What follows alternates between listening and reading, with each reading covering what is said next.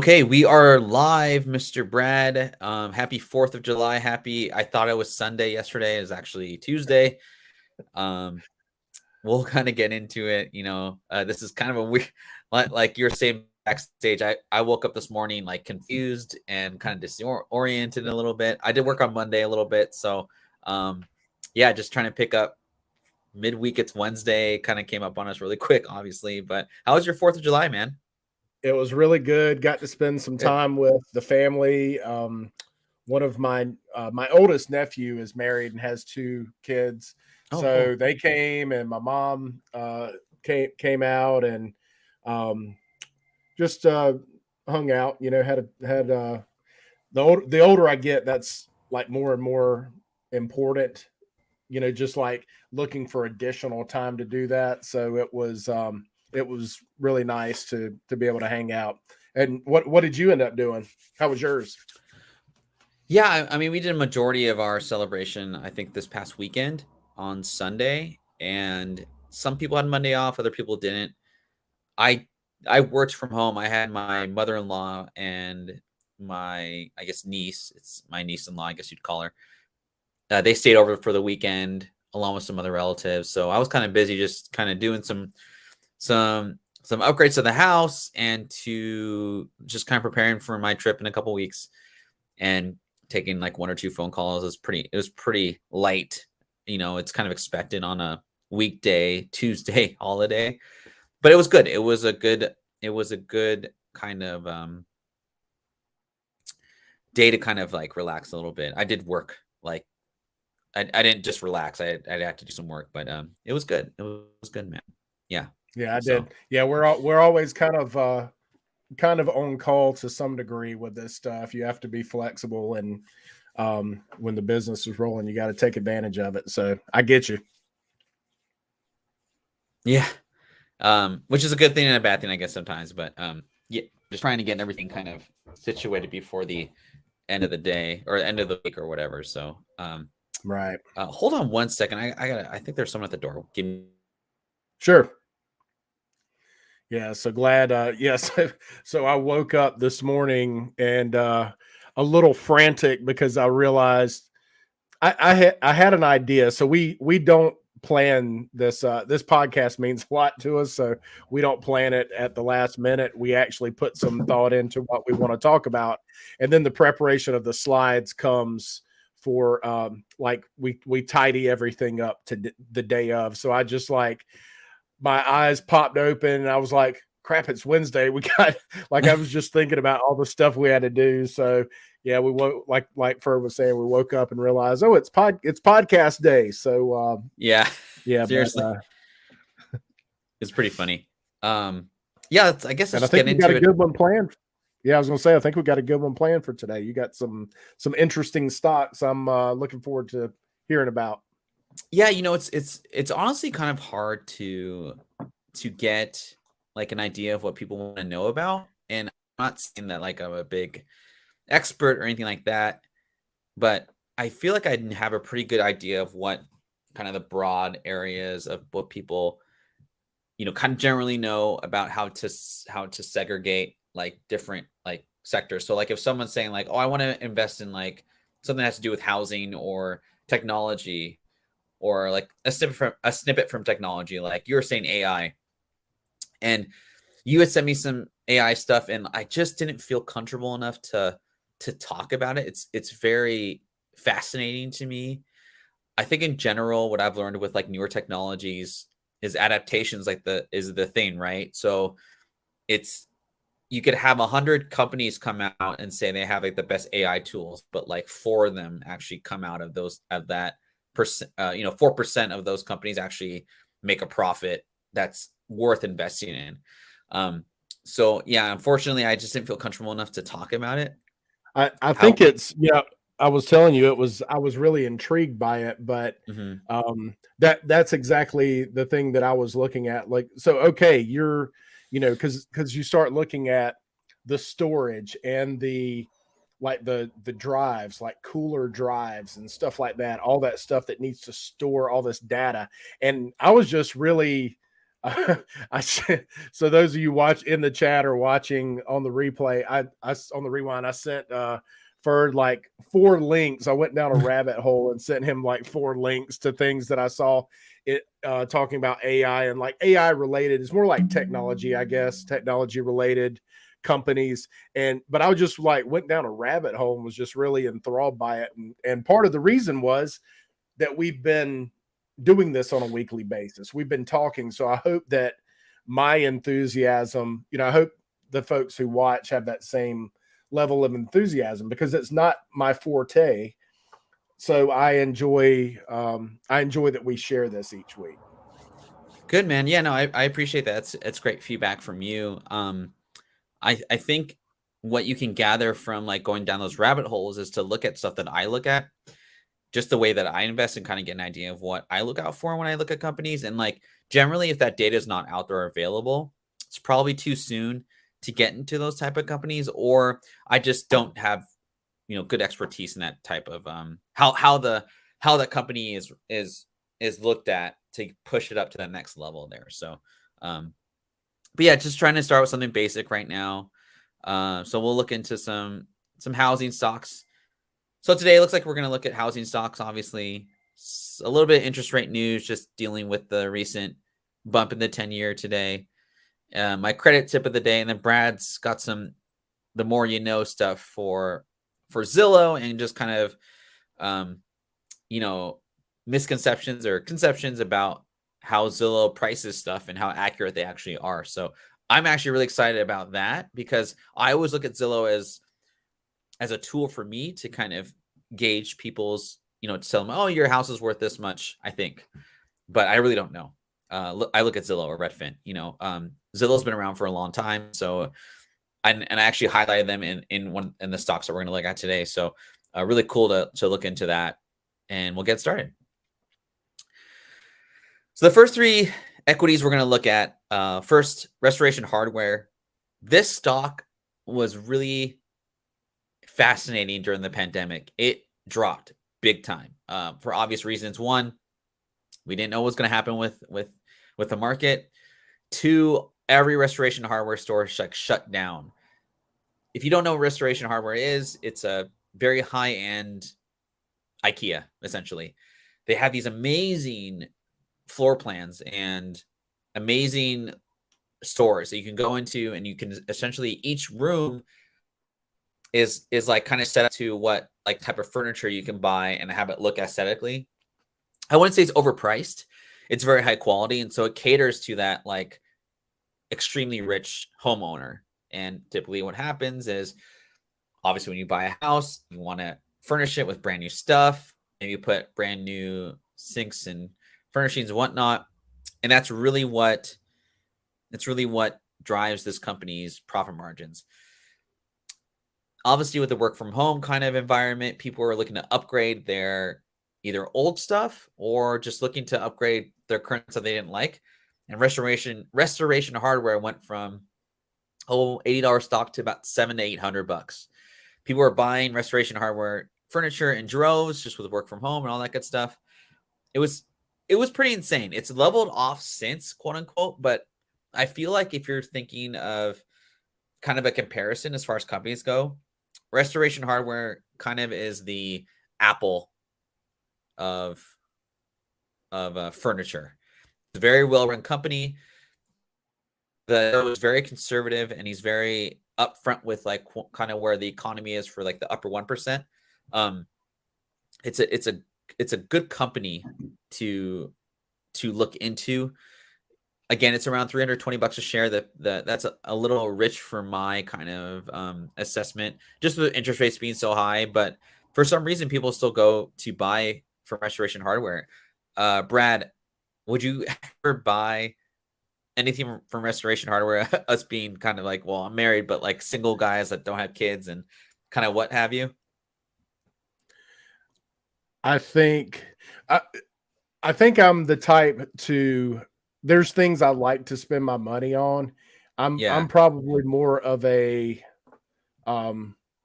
like if something is if its purpose is however cheap I can Yeah.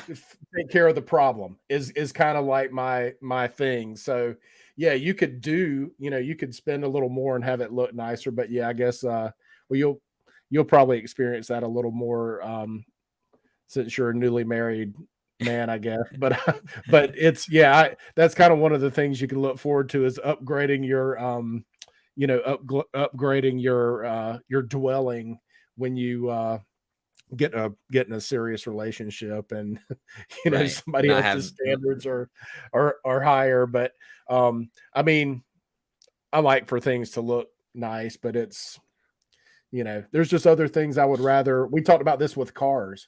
I'm not going to go upgrade my car every year. I've got a right. perfectly good car sitting in my driveway. There's other things I would rather spend my money on. So it Yeah. kind of, yeah. And So then what just about you? Do I you? mean, it's really nice stuff, but a lot of it's not made like, in, Europe or domestically. And so I just have a hard time paying for stuff that's maybe made in a third world country or just a country that's not really known for their craftsmanship. Like these type of insane prices. And like I just kind of want to share this graph real quick, but what's amazing about this company is so a lot of things were inflated around, right, 2021, right, because rates were so low. But I mean, this was down to like 80 82 bucks, and right when the pandemic hit, and it's gone up to 332 bucks a share now. What the CEO is always cognizant of is saying, what's up, Wade? um he's always cognizant of saying like, I hate saying Wade now. I'd rather use his I'd rather just what's up, Jizzy, oh, It's JC's cool too. um yeah, yeah. good to see you, man. Always good to see Wade. I like Wade. I don't know. I've always liked that name, Wade. Um, Wade Miller was a pitcher for the Astros, I want to say. Anyway, I think he pitched at Rice University, and he was like a top pick, and I always like that name. But yeah. So just with this with this chart, it's crazy to think that this stock is trading around 332 bucks a share, and down here in April of, well, I actually want to go back a little further. So July of last year, when there was hints of an uptick in rates, the stock was 222 bucks a share. Well, prime rate was probably around like 4.25, maybe 4.5%. Prime's now back up to 8.25, and this stock is still performing pretty highly. Now, where I think this is really fascinating is a $7.33 billion market cap and a very low price to earnings ratio. That's pretty cheap for a growing company, and 7.33 billion. Who knows? Maybe a private equity wants to buy this stock out for 10 billion or like 15. I don't know. It's just performed really. Wade, there's Wade Boggs. Yeah, yeah. It's just it's a very strong company when I think about housing. Um, it's definitely, I wouldn't trade this company if you're invested into it. This is like a company where you could go into and just go to Restoration Hardware, and you can understand why people like buying Restoration Hardware. It's just a different setup. It's probably why the stock performs so well, and it's such a loved company by hedge fund managers and what have you. So that's my first pick for today's presentation. Let's see here. So at its peak, it was double basically. It was At a its little peak, yeah, over it was little over double actually. yeah. I mean, because I think the assumption was everyone's staying from home, work from home. Everyone's like upgrading their furniture, and not just their beds and their, they're upgrading their office, they're upgrading their paint, all that stuff. And Restoration Hardware does everything for you. So it's a pretty crazy store. Home Depot, obviously, I kind of wanted to put like an easier one. I like Home Depot because it's also a barometer for like the overall economy. I want to show another graph here. So the beginning of the year, this was 331. It's up 9.6% year over year, or for the past year. So July of 2022. So around here, you're at 286. So they always say when Home Depot is doing well, the economy is doing really well. Now, I don't know why it peaked at 339 in February of this past year. and kind of dipped here and there. But again, like these stocks that I was looking over today, I'm just so amazed at how well they're doing. The consumer is strong, like I know inflation numbers are really low or getting lower, but they're still pretty high. I mean, I go to and maybe it's the like with obviously in your sector, like with real estate, like people aren't buying homes. So if they're not buying homes and they're still staying in their home with a ton of equity, what are they doing? They're probably remodeling it, correct? That's right. And like this is something I think is something to ask you. Um what you call it? When you're selling a fixer upper, quote unquote, and the loan's approved and all that good stuff, you can move forward. Do people actually like buy a $250,000 fixer upper and put 40 grand into it like right away? Is that their conception, or is it like are they like, oh man, I bought this house for 250. I'll just kind of chill out for the next 2 to 3 years. Is it an immediate kind of like thought for them to do that? It's kind of a weird It's question, but no, not at all. And speaking of weird questions or comments, we can't highlight all of your comments, Wade. I'm sorry, but we have to censor you a little bit as we as we progress through our show. we'll just leave it there. Yeah, it just depends. I mean, there's certain things. I mean, I tell I've got inspections on Friday for I just got a buyer under contract, Oh, and good. we targeted a house that had been on the market for a while, and they had just lowered the price $15,000. So I told him, hey, why don't we? He was like, he started to catch on. Like we had taught in previous shows about our clients tend to take on our persona or our mindset with things in regard to so with a house when there's clutter, and I'm like, oh, just keep in mind they're moving out. So he had gotten to the point where he could look past that stuff and see the layout and all that. So I'm like, hey man, this would be great. You could change the flooring out in the kitchen, but that's not something you need to do immediately. Maybe we'll just have the carpets cleaned. I've got a real good carpet cleaner. They use like a 350-degree steam to clean. They treat it and then steam the carpets, and then I've got a cleaning lady who can come in. So those, it just depends on the nature of the repair. I mean, if they have to do the flooring, obviously we got to time that early on. But I think I would say, for me, in most cases, they're probably going to do it over, it's more things that they can do while they're living in. Just kind of pick a room. I'm going to paint, go in and paint, and just pick a room. Like, hey, just knock out one room a weekend or something, that kind of thing. It's mostly stuff that can be done over time, instead of just, here's 40 grand to a contractor. Let's get it knocked out before we move in. Yeah.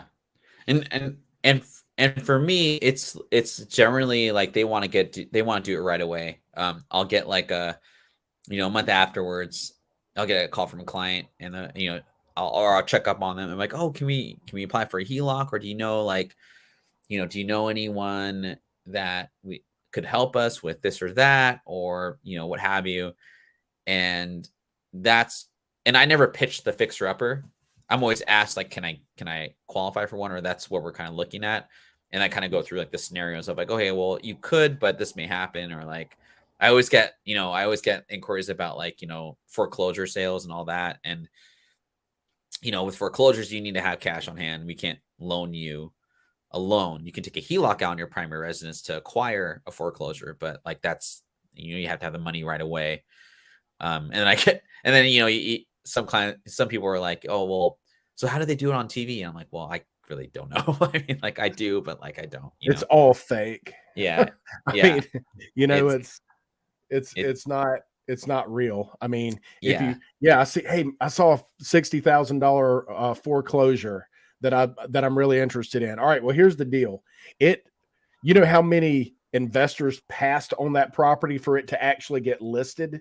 Yeah. I mean, that's the Sure. reality, is that a lot of other people have to not want this house in order for Right. it to get listed on the market. So, I tell folks, keep that in mind. I mean, if you got people who can do this work themselves and they passed on it, so it might Mhm. not be a great as it it might not be as great of an opportunity as you currently think it is. Right. Yeah, just thought I'd kind of share that. People always Yeah, ask me like funny stories I get, and that's one of them. And I mean, I don't I appreciate them asking the question at least, as opposed to like, oh, I found a foreclosed property, I need a loan now. Those are the people that like I'm right. just like, come on, man. Well, had you ever thought about asking, like maybe being a little more proactive in, hey, if you close and you find there's some repairs you want to have done or some updating or something, um, maybe when you get the appraisal back and you have some idea of what they're sitting on, if they have equity, had you ever thought about making that part of your closing spiel, like, hey, if y'all want to upgrade the flooring or whatever, do this or that, or close in that porch to make it a screen porch or a sunroom, or you've got some money there that you can play with. Sometimes yes, it's you kind of just like, I don't think I do that to every client, right? Because they, people go in with an idea of like, oh, I want to lower my payments, and this is like where I'm at financially. I don't really feel like, and because we always ask what cash out is, or if they want cash out, and the main reason I ask for cash out is the pricing for cash out versus a rate term. So basically, lowering your rate, it's different and can be significantly more different.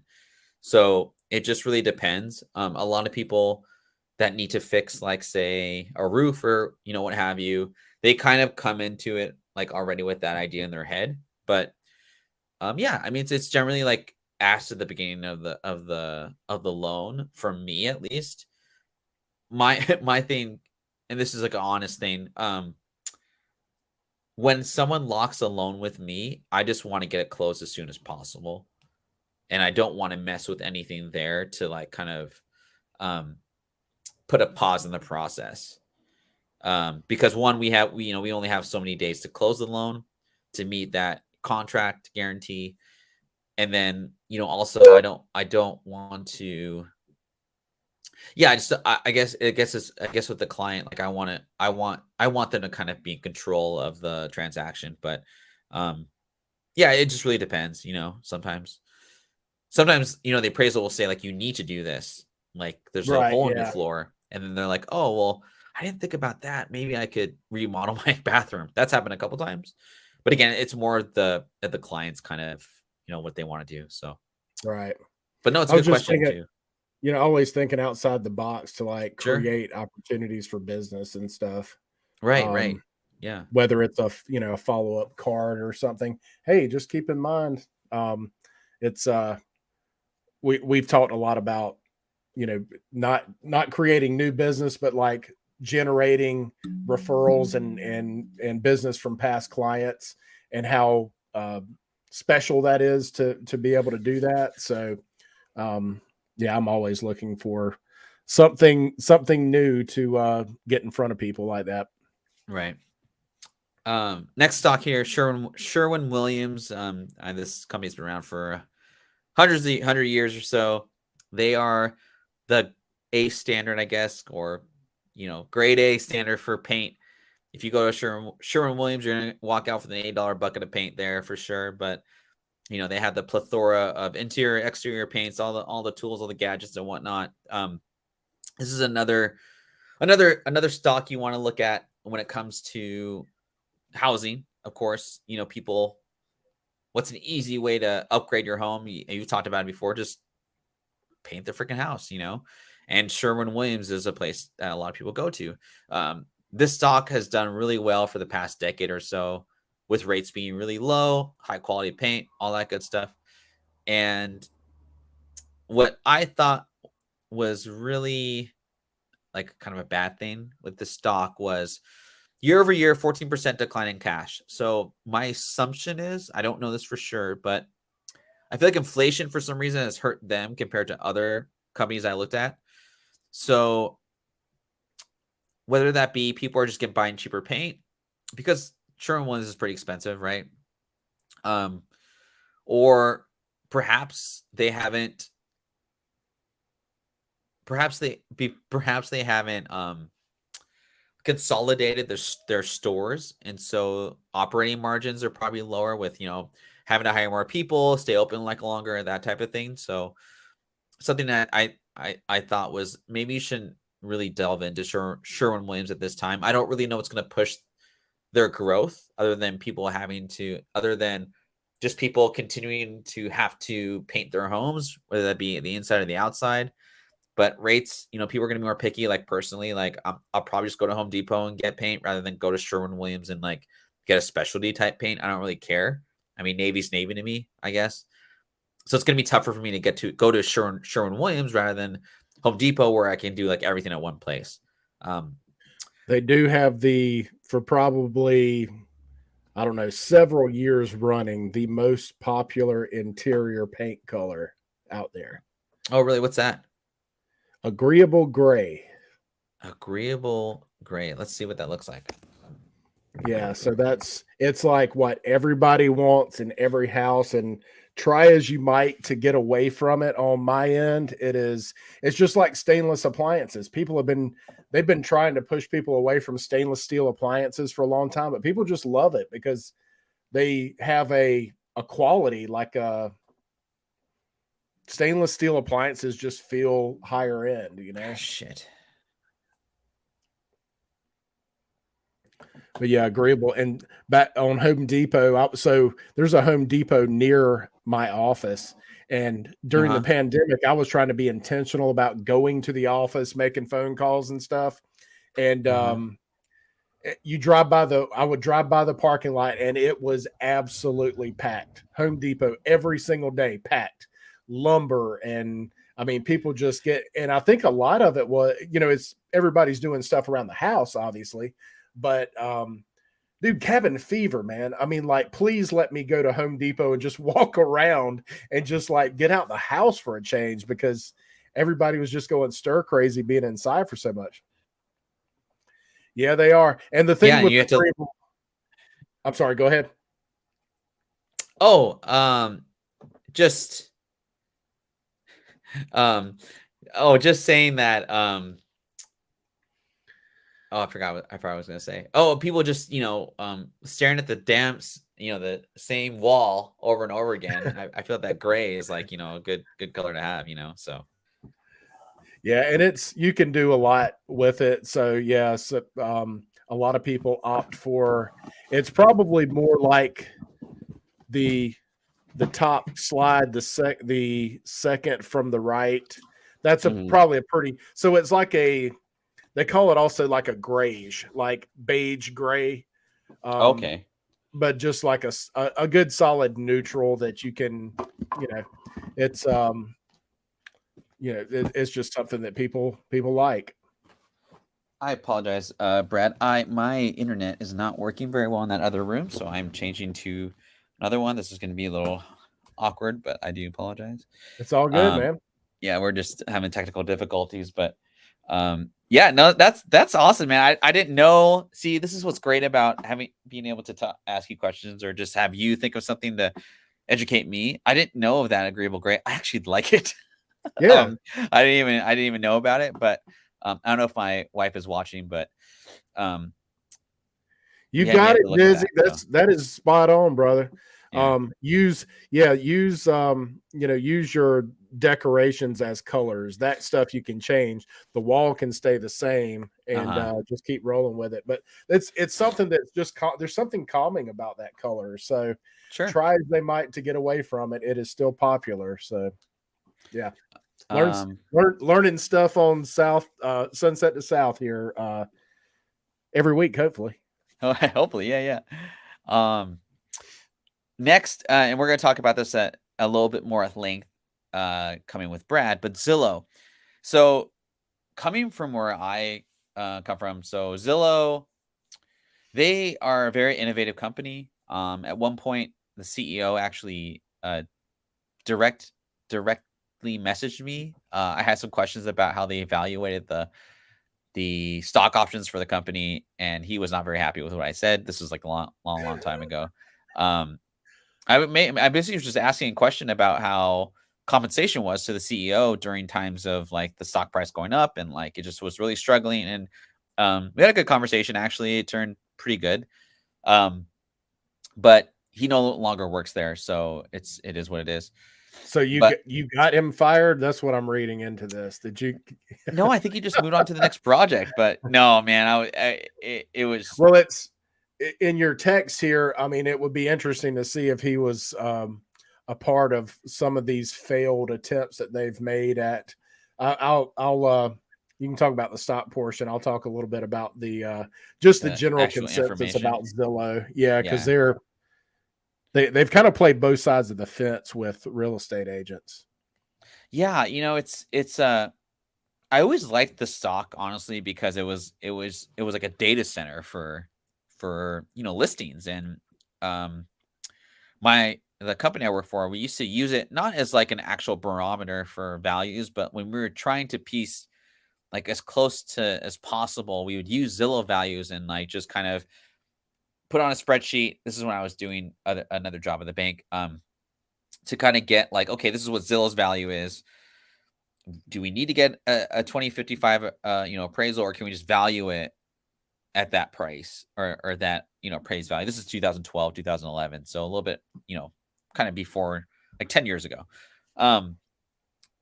They were trying to acquire, there was a project they were trying to do internally where they would buy homes and then basically do like a kind of like a Zillow flip type of situation, and it killed their profits.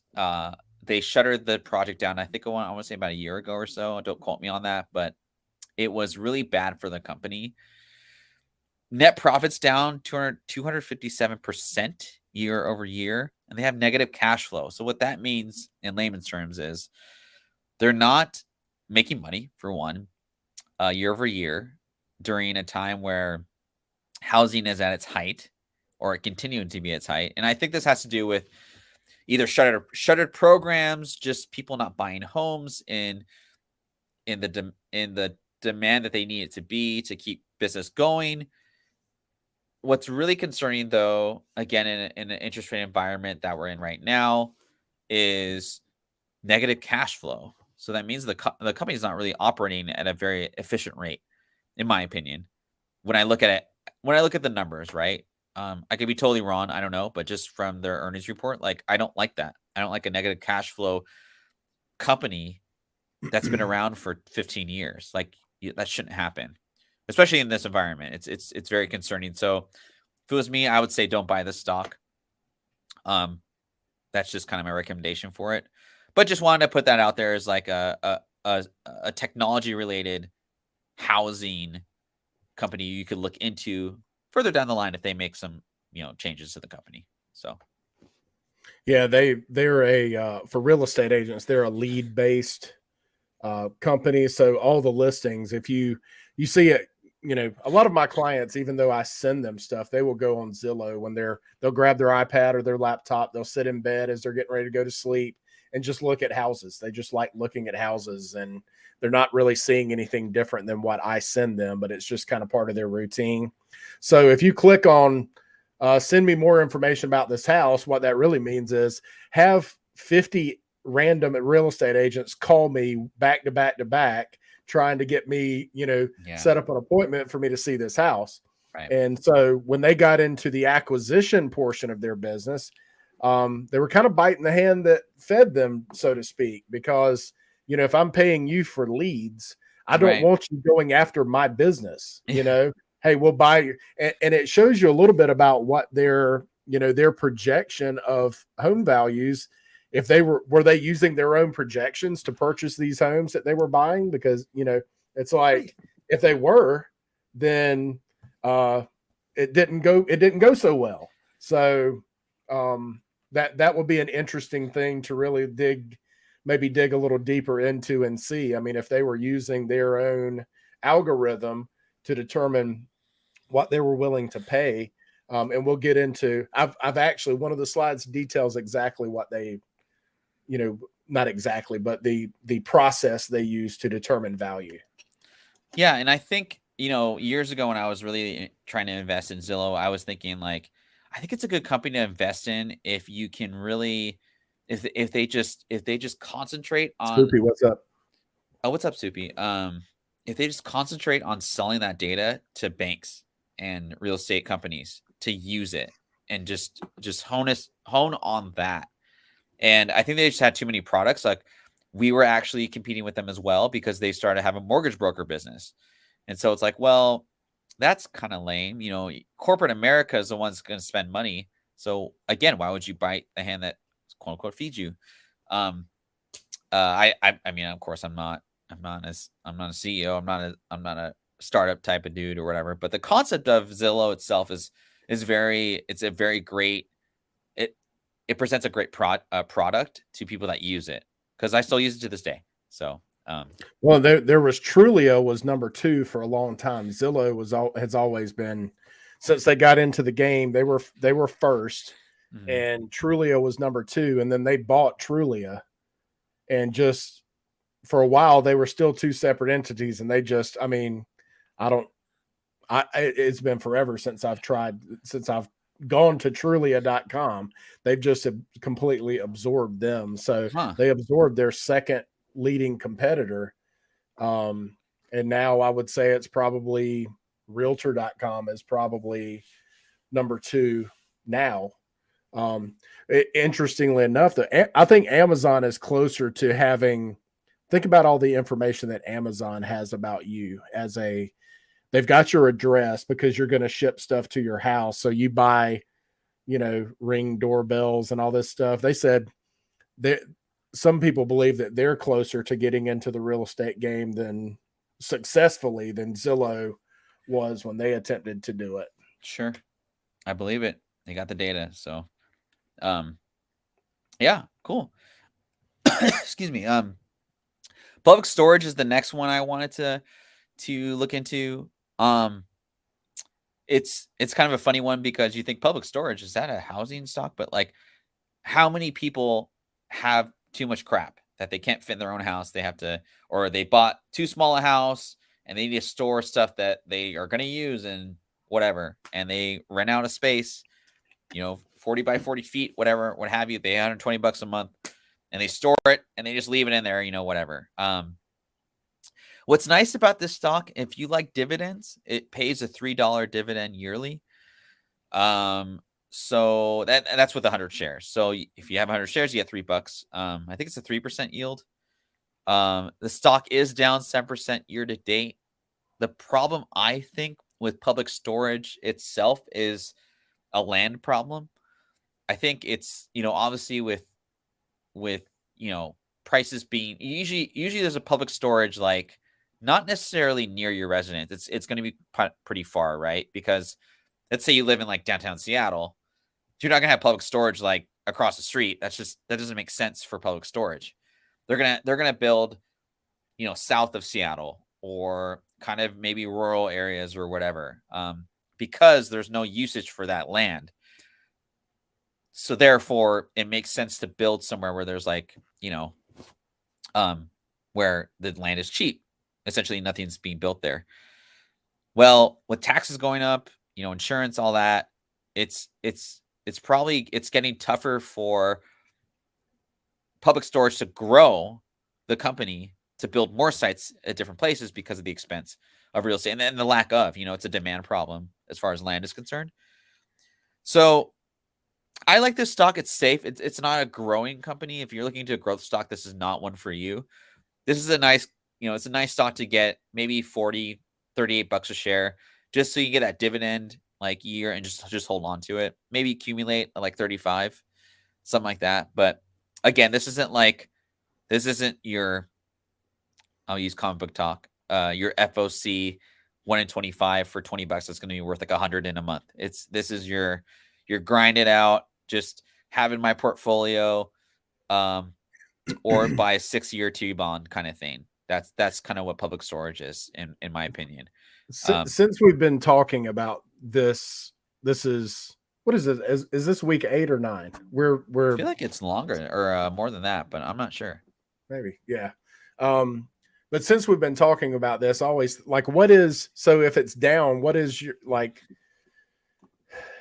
It seems like they should have a plan. Like what's your strategy? So instead of having these sprawling, you know, like one story, a sea of a farm, uh, a public storage farm. Why not like go vertically? I know I don't remember the company, but we've got like a 4-story air conditioned place here Yeah. that's go vertically, like they've got the existing real estate now, Uh-huh. just go vertically from where from where you are, and you just gotta, I mean, they're not, unless they're planning on doing storage facilities on the moon or Mars.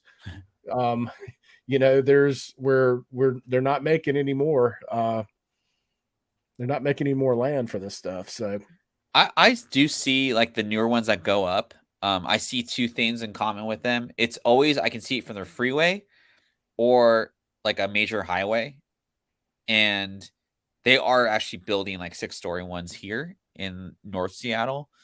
Um, what I think could really grow this company is to start kind of catering to like car collectors.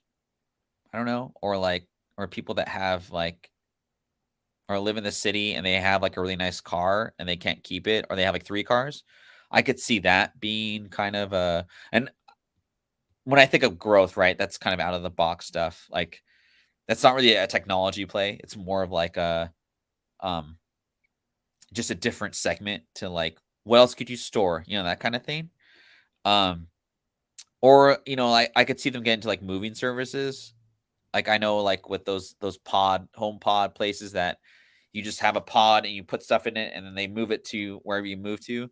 I could see them doing some type of service like that. But when I think of public storage, when I think of storage in general, I think U-Haul, but more so think of public storage just because I see it. It's they're really good at locating kind of near the freeway. So it's like, okay, sure, you got to drive 20 minutes down the freeway, but you only have to get off the freeway and you're there.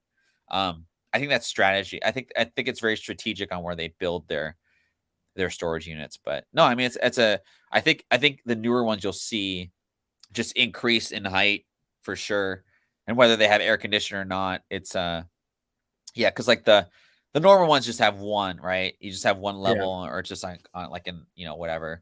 But I definitely see there's more growth and demand for public storage just because people, they bought too small of a house, but they can't sell it because rates are so high.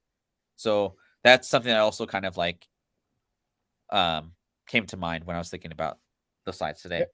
Yeah, if you've got an acre of land already with just one story, you could really just like beef up your, I mean, people need it. Those mobile attics, I mean, how many times I see people, they've got the biggest mobile attic you can park in your driveway, and Jeez. they've got a U-Haul backed up to the house It just looks because ugly. people just have so much stuff. Yeah. It looks really bad, and it's like it's not good for the community to like just have that stuff out there. Um yeah, and it needs to go in storage for sure. So, um the next stock is Lennar, I guess is what you call it. Excuse me. Do you guys have Lennar over? Is that a big builder where in South Carolina? I'm trying to think. I don't recognize that name here where I'm at. That doesn't mean that they maybe couldn't be in like the upstate Greenville area or in Charleston. Our big ones are Mungo. Mungo's a national, and DR Horton. Yep. You familiar with them? Oh yeah. Most people have heard of DR Horton.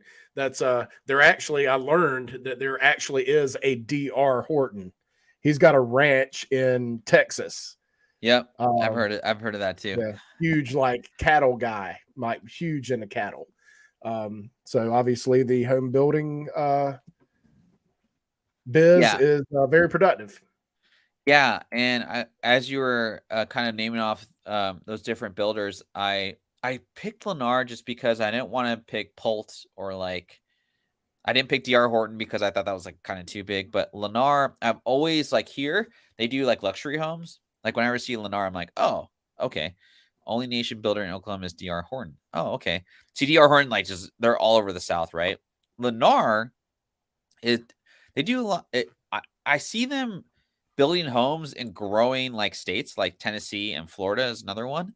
Um, PE ratio of 8.49%, which a PE ratio is a price to earnings ratio. So what that means is people are paying XYZ amount times 8.49% of earnings. And that's how they're pricing the stock. Now, generally for a growth stock, you want to see, 20 and above. That's a growth stock. A pretty consistently performing stock should be like 12 to 15. That's Warren Buffett kind of range. Lennar does 8.49%. That it it's not a lot, but it's a home builder. So you don't really want to pay like double digits really, like 12 to 15% for a home builder because what we've just been talking about for the past like 2 months, there's not a lot of land. It's expensive to build, right? Because land is so expensive. I feel like when you're looking at home building stocks to invest in, you want to look at how much acreage they have that it's free to build on. So like if they're sitting on XYZ amount of real estate, that's like a lot versus like the next guy, more likely they're going to have good sales in the next like couple, depending on whether, I mean, everywhere is like you can build anywhere and sell a house, right? It seems like. But I it's near what was really intriguing to me was it's near 52-week high during a tiny environment. So I think the brand really does stand out and does well for the company as a whole. Um and yeah, I think it's a great company.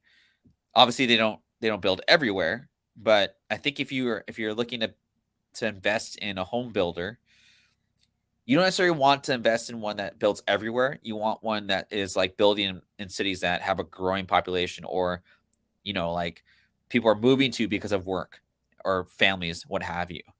So once they move there, the home builders will, benefit from that migration, quote unquote. So Yeah, I anyway, think they just recently may have moved into the area.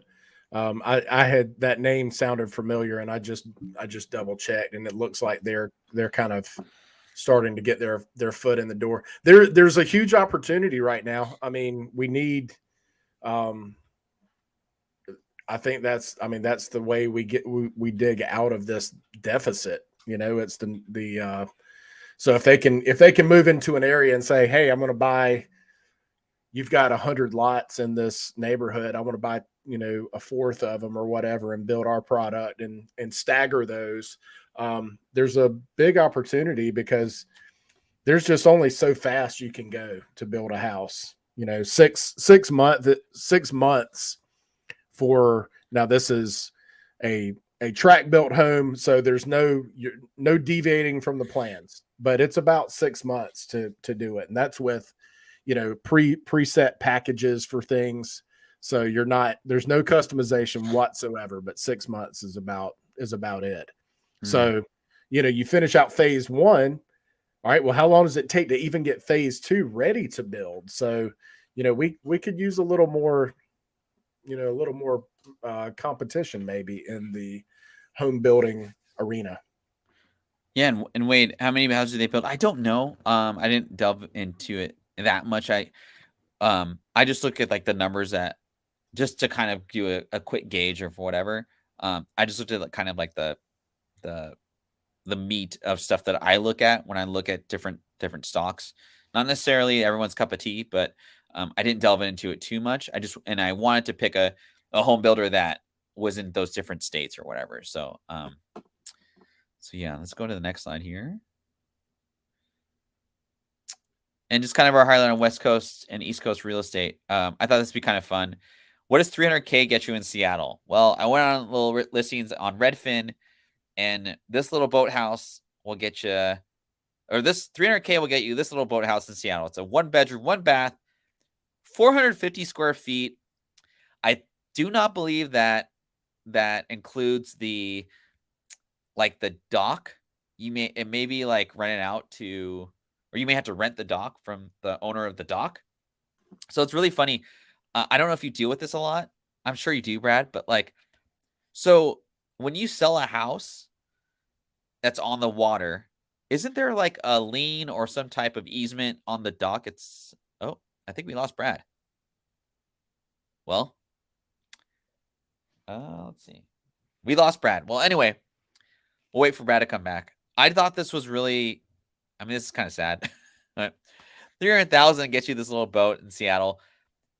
I want to say a condo of the same size that's like in Queen Anne, which, Wade, you probably know where that's at, also gets you 300,000 in Seattle. Yeah, I don't know what happened to Brad, so we'll just keep going. He might have to end this one early. I'm not sure what happened to Brad here.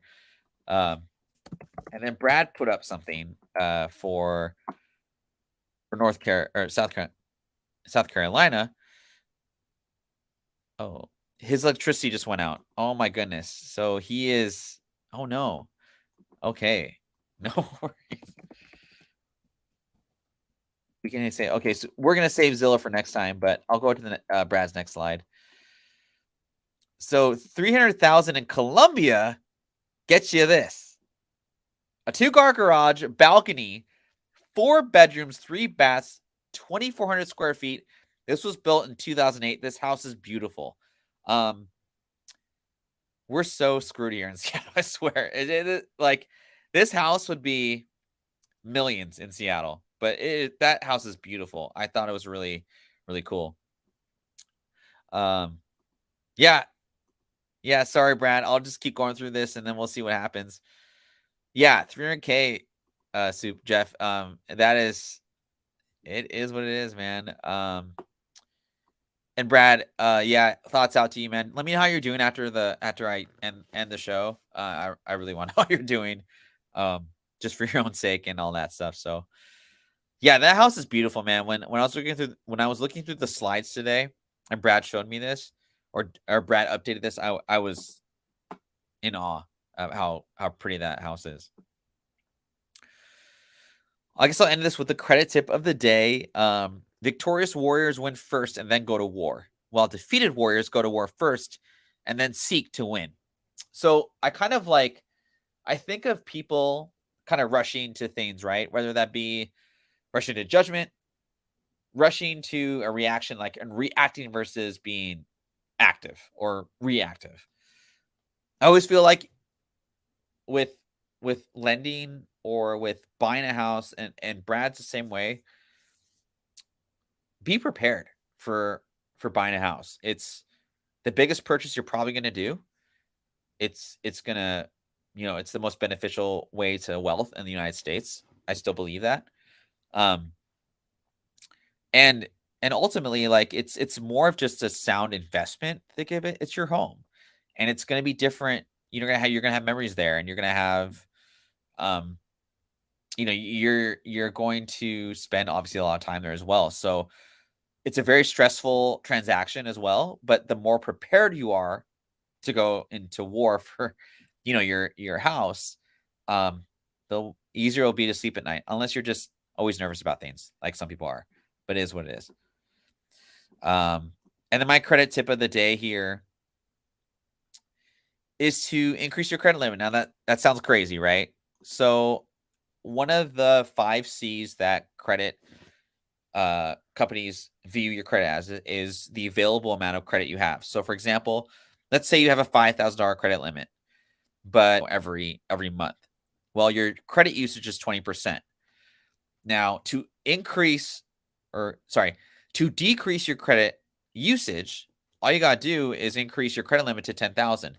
Now, after a few months and using your credit card, whatever, what have you, call your credit card company up, or even do it online. There's sometimes you can do it online. You can get your credit limit increased automatically. Sometimes they do a credit check. I would forbid you from doing that, because what's the point of doing that? But yeah, so that's just something that I think people have a misconception of. If I have a credit limit of 5,000, why would I increase it to 10,000? Because it'll help your credit score if that's what you're trying to do. However, 30% is the key. Don't ever go above 30%. So, for example, I use simple math here. If you have a $10,000 credit limit, make sure you don't hit 3,000 every month or below 3,000. Obviously, you want to be as low as possible, but things happen. That is one big effect on people's credit scores, other than paying on time. Those are the two big ones. It's free. You can also call in and say, hey, why is my interest rate so high? Do you think you could cut me a deal? Worst thing to say is no, or bump it down 2%, which is a lot. So if you pay, off your statement every month, great. But some people don't have that luxury. So that's just something that I like to suggest to people to increase their credit limit or to increase their credit score effectively. So I had an appointment in Scottsdale a couple months ago, and I passed a new build area with a sign out from, they started $1.5 million. I hope it was a really big house. They didn't look crazy either. Well, we looked at houses when I lived there. We had to be an hour out of Seattle for the prices to be close to Oklahoma prices. Well, yeah, there's a lot of money here, man. I mean, it's crazy. Wade, I don't know if you're familiar with the Bothell area, but they did a lot of homes out there, and they look like cookie cutter homes.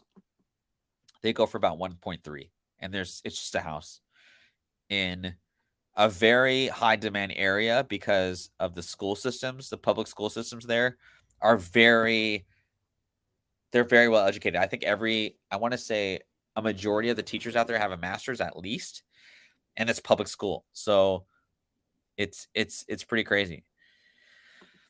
You guys just need to all move to South Carolina. Well, I wish I could, but I think my new wife would kill me if I did that. Yeah, seriously. Let's see what we got left here. So we guys, Brad's need to know. We'll save that for next week. But sorry, Brad, that you're. Oh, geez, I got dry lips here. Sorry, Brad, that you had to cut the show a little short here. About an hour in. 7 live, we were up to 8 at one point. So I want to thank everyone for supporting us. That means a lot. I hope you guys get a lot out of this show that Brad and I put together. And I love the questions. The questions are really good. It helps us kind of figure out what you guys want to know. And yeah, that's our show for today. Hope you guys have a great Wednesday.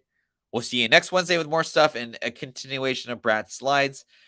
Brad, I hope you are okay. That freaked me out a little bit that you just kind of cut out, but I figured the power went out and all that stuff. So we'll see you next week. You guys have a good week. I'll be on OTR tomorrow. And yeah, 6:30 tomorrow Pacific on OTR. I'm sure you guys are there. And there's my beautiful wife, Isela. Thank you so much. See you, Wade. Good seeing you in the chat. And Brad, yes, please stay safe. All that good stuff. We'll see you tomorrow. And take care.